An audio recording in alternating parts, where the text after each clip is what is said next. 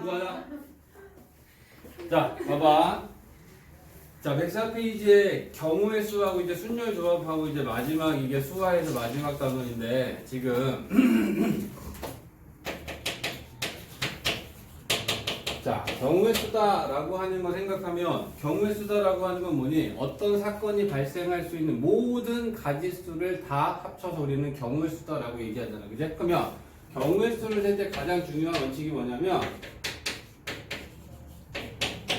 중복해서 같은 경우를 여러 번 세면 뭔가 잘못됐겠지. 그지? 중복되지 않게 해야 되지? 또 빠짐없이 해야 돼. 이게 가장 중요한 경우의 수를 세는데 큰 원칙이야. 빠짐없이 세야 돼. 예를 들면 답이 120가지인데 119가지라고 쓰고 선생님 아깝게 한 가지 틀렸어요. 아깝게 틀린 게 아니야. 항상 얘기하지만 정확하지 않은 건 잘 모르는 거야. 그래서 하나라도 빠짐없이 덜 세면 그건 아까운 게 아니고 제대로 못 센 거고 같은 경우를 두 번, 세 번, 네 번 세고 있으면 그것 또한 잘못된 거야. 그지? 그래서 경우의 수를 셀 때는 가장 중요한 건 중복을 안 되게 빠짐없이 세는 게 가장 중요한 큰 원칙이다 생각하면 돼. 그러면 경우의 수다라고 하는 거는 두 가지잖아. 크게 어떨 때 우리가 합의 법칙을 쓰고 어떨 때 곱의 법칙을 쓰느냐. 더하느냐 곱하느냐를 결정하는 건데 그지? 사건 두 가지가 있는데 사건 A가 발생하던가 또는 B가 발생한다. 이 얘기는 둘 중에 하나만 발생하는 상황이 또는이잖아. 그지? 그랬을 때는 A 사건이 발생할 수 있는 경우의 수하고 A 사건이 발생할 수 있는 경우의 수를 우리가 구했더니 N가지가 나왔고 B 사건을 발생할 경우의 수를 구해봤더니 N가지가 나왔어. 근데 두 사건이 둘 중에 하나만 발생을 한다. 그러면 이 두 가지는 더해서 우리가 합의 법칙으로 경우의 수를 계산하면 되는 거고 곱의 법칙이다 라고 하는 건 사건이 두 가지가 있었을 때 A 사건도 발생하고 그리고 B 사건도 발생하는 상황이 그리고의 상황이야. 그럼 이게 뭐야? A도 발생하고 B도 발생한 거지 둘 다 발생한 거지 모두 발생한 거지 A 발생하고 B 발생하면 연속해서 발생한 거지 A 발생하고 B 발생하면 순차적으로 발생한 거지 다 똑같은 거야. 연속적으로 발생했던 동시에 발생했던 순차적으로 발생했던 결론은 두 사건이 모두 다 발생한 거야. 그제? 그러면 각각의 경우의 수를 구하고 그때는 곱으로 계산을 한다. 그래서 이때는 이렇게 계산이 된다. 이게 지금 되게 큰 원칙이란 말이야. 그제? 그러면 뭐 예를 들면 이런 거 한번 생각해 볼까? 학교에서 집을 가는데 집에서 학교를 가는데 이 가는 방법의 수가 버스를 타고 갈 수 있는 게 두 가지가 있고 그 다음에 지하철을 타고 가는 경우의 수가 세 가지가 있다라고 했을 때 우리가 집에서 학교를 가는 방법의 수, 경우의 수를 구하고자 한다. 그러면 집에서 학교를 가는 거 일단 첫 번째 골라야 되는 게 뭐냐면 버스를 타고 가던가 또는 지하철을 타고 가겠다. 그죠? 그러면 버스를 타고 가는 경우하고 지하철을 타고 가는 경우하고 일단 각각 구하면 버스로 학교를 갈 수 있는 방법의 수는 두 가지가 있고 지하철을 타고 학교를 갈 수 있는 경우의 수는 세 가지가 있어. 근데 버스를 타고 가든가 지하철을 타고 가든가 이게 동시에 발생하냐 안 하냐라는 걸 생각하면 동시에 발생하지 않지. 그러면 더하는 거야. 근데 선생님 이게 동시에 되나요? 버스를 지하철에 싣고 갈 수는 없는 거야. 그죠? 그러니까 얘가 동시에 일어나진 않는 거야. 웃을 줄 알았는데. 자, 그러면 그래서 각각이 동시에 일어나지 않으면 합의 법칙을 쓴다. 이게 이렇게 되는 거다. 근데 곱의 법칙에 대한 예를 좀 들어보면 내가 토요일날 주말에 여자친구 남자친구 만나러 나가려고 그러는데 바지가 세 가지가 있고 티셔츠가 두 가지가 있어. 그럼 나는 여기서 이제 고민에 빠지지. 어떤 티 어떤 바지를 입지 벗었다 입었다 거울 보고 하면서 그지? 제일 좋은 세팅을 만들어 나갈 때 이제 방법이 경우의 수를 물어보는 거지. 그치? 그러면 바지를 입고 티셔츠를 입고 나가는 복장의 경우의 수를 구하라 라고 하면 일단 바지를 입는 경우의 수, 그 다음에 아이고 얘가 이상해질 수도 있겠네. 벌써 나 웃겼어. 티셔츠를 입고 가는 경우의 수. 둘 중에 하나만 일어날 수 있는 게 없네. 둘 중에 하나만 일어나면 미쳤지. 그제 그럼 이거 배정하면 안 되는 거야. 아, 혼자 상상하고 벌써 깜짝 놀랐어. 둘 중에 하나만 입고 나가면 어떻게 입든 미친 거 아니냐? 그래서 바지랑 티랑 그리고야. 그리고 바지를 입는 경우에서는 세 가지가 있고, 그제? 티셔츠를 입는 경우에서는 두 가지가 있는데, 그리고다라는 건 바지도 하나 있고 티도 하나 있고 연속해서 동시에 모두 다 순차적으로 결국은 다 발생한 거고 두 가지 다 있는 거잖아. 곱하기라는 거. 그래서 이때는 6가지다. 경우의 수나 순열이나 조합은 쉬운 예를 가지고 정확하게 우리가 큰 원칙에 대해 공부가 되어 있어야지 이야기가 꽈져 있었을 때 그거를 똑같이 해결할 수 있는 게 시작이 돼. 알겠지? 그러니까 쉬운 예를 가지고 언제 합이냐 곱이냐라는 거 우리가 첫 번째 가장 결정해야 되는 큰 요소는 두 사건이 동시에 모두 다 발생하는 게 아니고 둘 중에 하나만 발생하면 합이야. 근데 둘이 모두 다 연속해서 동시에 순차적으로 다 발생하면 그때는 각각의 경우의 수를 곱하는 거다. 오케이? 자, 보자. 696번. 자, 100의 자리 숫자. 자, 세 자리 자연수를 만드는데 100의 자리에는 조건이 뭐가 있냐면 얘는 3의 배수. 3의 배수. 그 다음에 1의 자리에는 소수.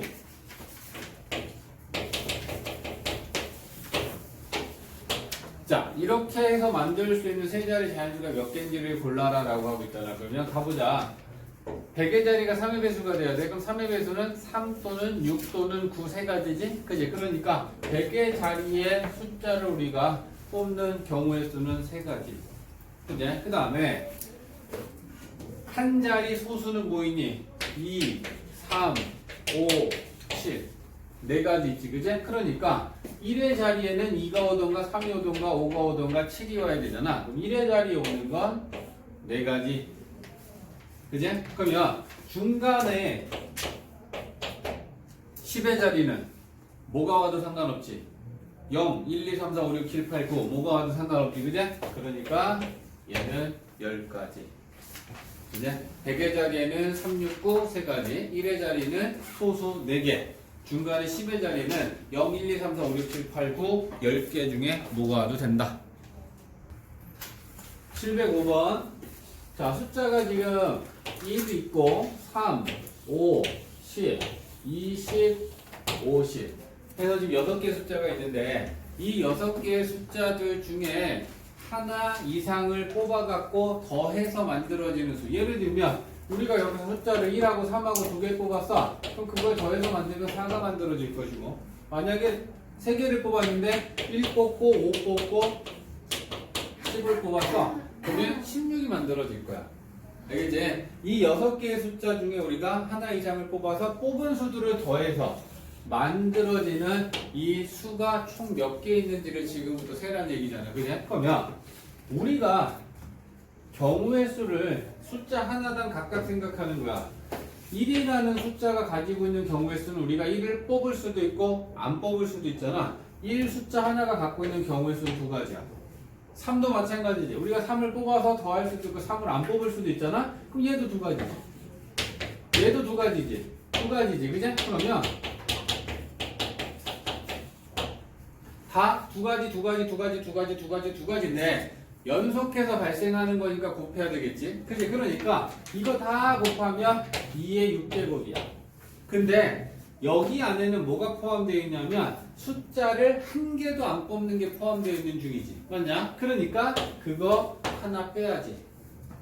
아무것도 한 개도 안 뽑아버리면 여기인데 바로 하고 숫자는 한 개 이상 뽑는다 했잖아. 그지? 그러니까 한 개도 안 뽑는 한 가지는 빼줍니다. 자, 708번은 국어책이 5권, 영어책이 8권, 수학책이 7권 있는데 문제는 이제 뭐냐면 서로 다른 과목의 책. 자, 국어 5개, 영어 8개, 수학 책 7권이 있는데 2권을 선택할 건데 서로 다른 2권이야. 예를 들면 국어 2권 안 돼, 수학 안 되고 영어 안 된다는 얘기야. 그지? 그러면 얘는 케이스를 분류해야 돼. 이럴 때 저럴 때 나눠서 해야 되는데 첫 번째는 뭐냐면 국어랑 수학을 뽑는다면 국어 1권, 수학 1권. 두 번째는 국어랑 영어를 뽑을 수도 있겠지? 그지? 그 다음에 세 번째는 영어랑 수학을 뽑을 수도 있겠다. 그제? 그러니까 세 가지 중에 우리가 뽑는 책이 국어 수학이냐, 국어 영어냐, 영어 수학이냐 세 가지를 일단 나누고요. 그러면 국어를 뽑는다라는 건 5권 중에 뽑을 것이고 수학을 뽑는다는 건 7권 중에 뽑을 건데 국어 뽑고 수학 뽑고 연속해서 뽑는 거니까 곱하겠지. 그럼 국어 1권, 수학 1권을 뽑는 경우의 수는 35가지.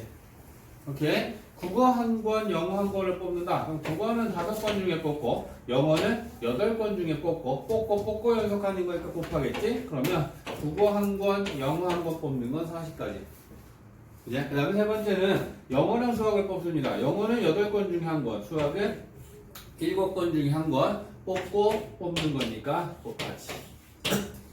그럼 세 가지가 나왔는데 이 세 가지 중에 하나만 발생하지 세 가지가 모두 발생하는 건 아니니까 얘네들은 합의 법칙으로 당연히 더해야 되는 거다. 그죠? 자, 711번. 정문에서 후문을 가려고 하는데 중간에 장미정원하고 분수대하고 있는데 정문에서 후문으로 가는 모든 경우의 수를 구하라라고 했어요. 그럼 이런 문제가 나오면 경로부터 정해야 돼. 어떤 경로로 가는 걸 먼저 선택하고 거기서 몇 가지 경우의 수를 세야 된단 말이야. 첫 번째는 정문에서 장미정원 후문 바로 이렇게 가는 경우가 있겠다. 그래? 그러면 자, 정문 장미정원 그 다음에 후문 이런 경로가 하나 있을 것이고 그 다음에 또 두 번째는 정문 장미정원까지 갔어. 그리고 얘가 내려와. 분수대 보고 싶어서 분수대 찍고 그 다음에 후문으로 갈 수도 있지. 그지? 그래서 두 번째는 이런 경로도 있을 수 있다. 그지? 그 다음에 세 번째는 밑으로 갑니다. 정문에서 분수 찍고 바로 후문 가는 경우도 있겠지. 그지? 그러면 정문에서 분수대 찍고 후문 간다. 그죠? 그 다음에 마지막 네 번째는 정문, 분수대, 그 다음에 위로 또 올라가는 거야. 장미 보고 싶다고. 그리고 후문. 이거에 대해서 이제 각각만 계산만 하면 되는 거야. 그죠? 그러면 정문에서 장미정원을 가는 경우의 수는 세 가지가 존재하잖아. 그죠? 그러면 세 가지. 장미정원에서 후문을 가는 건 한 가지. 가고 연속해서 이어지는 거지. 그러면 여기 세 가지. 그 다음에 두 번째는 정문에서 장미 가는 거 세 가지. 장미에서 분수 가는 거 한 가지. 그지? 분수에서 후문 가는 거 두 가지.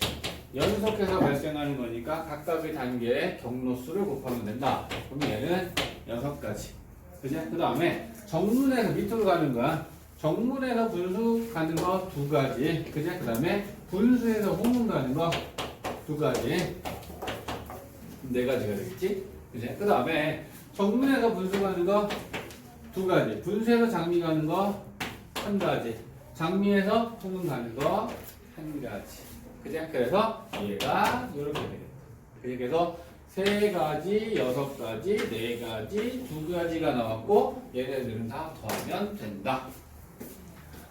오, 갑자기 자, 봐봐. 색칠하기인데 영역이 4개 영역으로 4칸으로 나눠져 있고 4가지 색으로 칠한다. 그러면 어디를 먼저 칠할 것이냐라는 걸 결정해야 되는데 이웃한 영역이 가장 많은 부분부터 칠하면 좋아. 그래서 이렇게 뭔 말이냐면 A는 C랑 이웃돼 있고 B랑 이웃돼 있고 얘는 두 개랑 이웃돼 있지. B도 B랑 C랑 두 개랑 이웃돼 있지. 근데 이 B를 보면 A, C, B 얘는 세 개랑 이웃돼 있어. 똑같은 이유로 C도 똑같지. C도 B랑 A랑 D랑 나머지 영역이랑 다 이웃해 있거든. 그러니까 B나 C를 먼저 색칠한다 생각하면 되는 거야. 오케이? 그래서 B든 C든 상관없어. 똑같이 세 개 이웃해 있으니까. 그러면 색칠하는 경우의 수를 칸에다 써볼게. C를 색칠할 수 있는 색깔은 몇 가지 칠할 수 있어?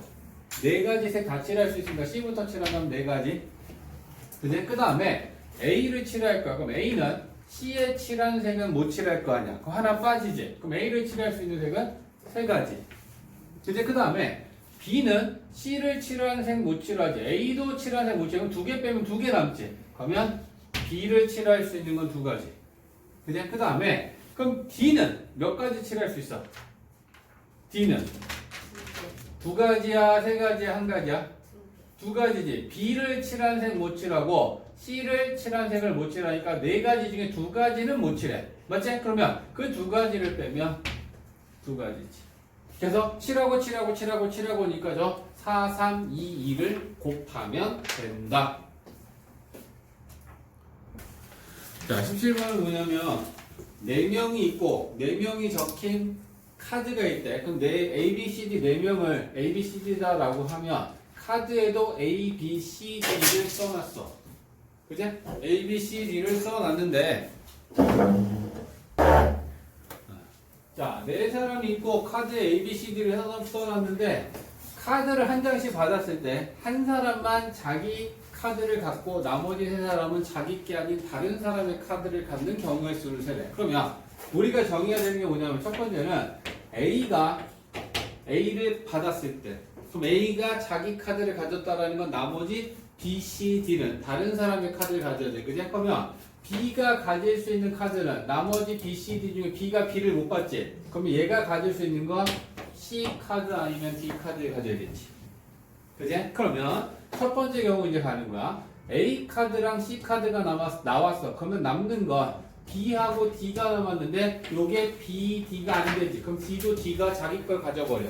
그러니까 D, B여야겠지. 맞냐? 그래서 얘를 수용도로 나타내면 요게 한 가지. A만 자기 카드를 갖고 나머지 세 사람은 서로 다른 사람의 카드를 갖는 경우. 그 다음에 또 여기서도 마찬가지지. A는 A 갖고 D는 B가 가졌어. 그럼 나머지 A, D 빼면 B, C 카드가 남는데 얘가 C를 못 가지니까 요게 B고 요게 C면 요게 한 가지. 요게 한 가지. A만 자기 카드를 갖는 거야. 오케이? 그러면 이제 이거를 B를 가지고 또 나타내보면 똑같은 거야. 여기다 B를 쓸까? 그럼 나머지 사람들을 A, C, D라고 쓴다면 B만 B의 카드를 가진 거야. 그러면 A가 가질 수 있는 건 A 빼고 C나 D니까 C를 갖던가 D를 갖겠지. 그치? 그러면 B, C 빼면 A, D 남는데 얘가 A, D가 안 되니까 D, A를 가져야 될 것이고. 맞지? 그 다음에 B, D 빼면 A, C 남는데 얘가 C 안 되잖아? 그럼 여기서도 한 가지, 두 가지. 그러면 똑같이 A일 때도 두 가지. B일 때도 두 가지, C일 때랑 D일 때랑 다 두 가지가 나오게 되어 있네. 그제? 그래서 둘씩 4번, 8가지라고 찾을 수 있다.